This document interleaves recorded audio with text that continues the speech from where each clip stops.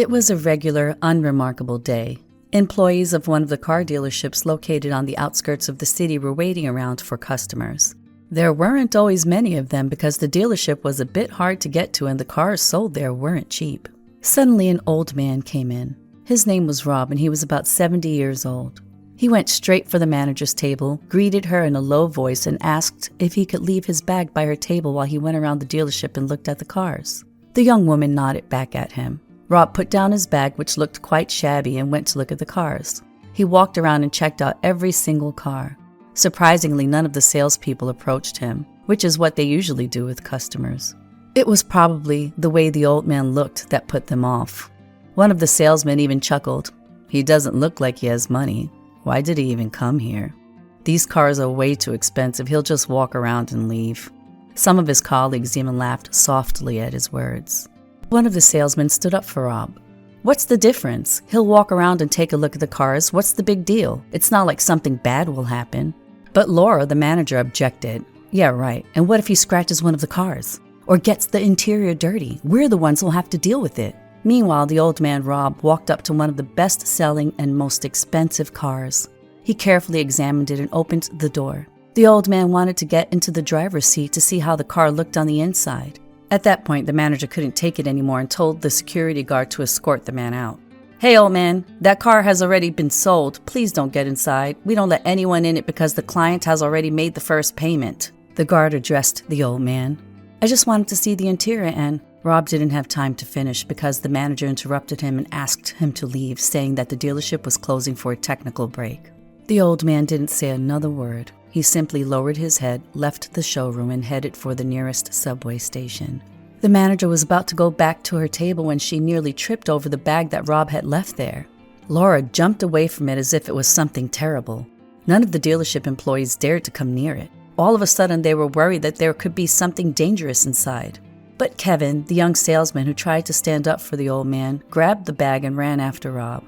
"Hold on, sir," he called out to the old man. "You forgot your bag," the man said, running up to Rob. "Oh, I've grown so forgetful. How could I?" the old man exclaimed. He was about to be on his way when Kevin decided to talk to him. "What did you really want at the dealership? They never even let you explain back there." It turned ugly quickly. Unfortunately, we're used to judging people by their appearance. The man lowered his head guiltily, even though it wasn't him who made fun of the old man and kicked him out. Old man Rob silently opened his bag and showed its contents to the young man, who simply froze in surprise when he saw what was inside. "I wanted to buy that car," the old man said. "My wife and I first saw it 2 years ago. My wife, Marie, really liked it. She even said that we should buy it, that we deserved to treat ourselves to such an extravagant purchase, that we could use it to travel around the country in our old age.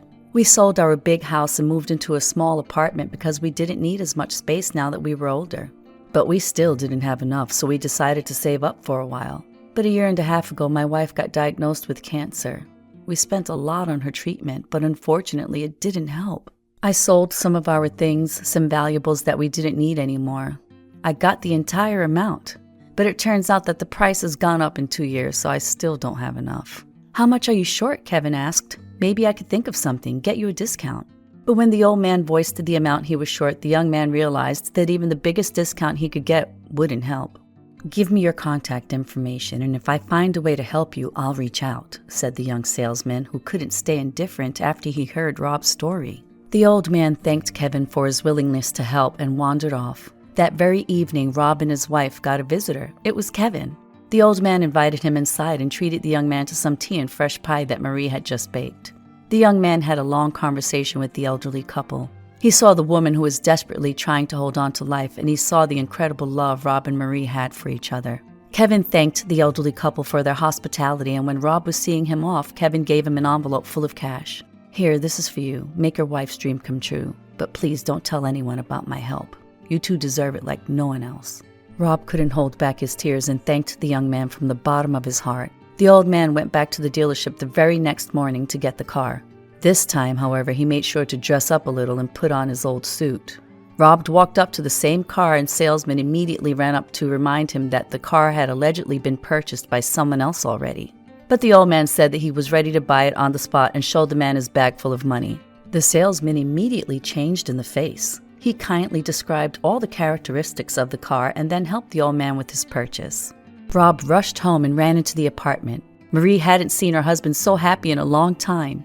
He told his wife to follow him immediately, and when they went out into the street, the woman was simply speechless. The couple spent the entire evening driving around in their new car, enjoying the ride and their time together. For a brief moment, they even felt as if their dream could actually come true, that despite Marie's cancer, they could still go on their trip around the country. Unfortunately, that wasn't true, and the next morning, Marie passed away. Several days later, Rob came back to the dealership. This time around, he was greeted way more enthusiastically than before. But the old man didn't care anymore. Kevin met the old man's eyes and understood everything without words. Rob walked up to the young man and said, "The car did its job. Thank you. I want you to have it now," and handed the keys over to Kevin. The young man could barely hold back his tears as he hugged the old man. He couldn't have even imagined such a turn of events. Kevin didn't let the old man live out his days alone. Ever since then, he often stopped by his place to help the old man with anything he could and distract him from the sad thoughts after his wife's untimely passing.